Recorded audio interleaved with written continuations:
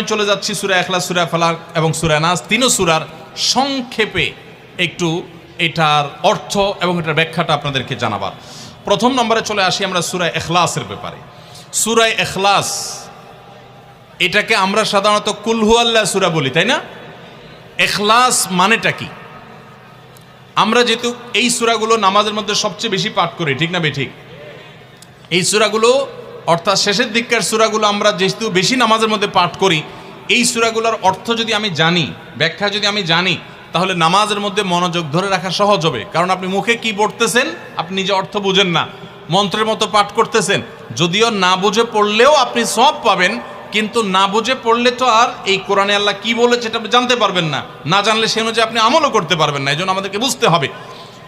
এই জন্য সূরা ইখলাস সম্পর্কে আমরা জানি, ইখলাস এই সূরার নাম হলো সূরাতুল ইখলাস বা ইখলাসের সূরা।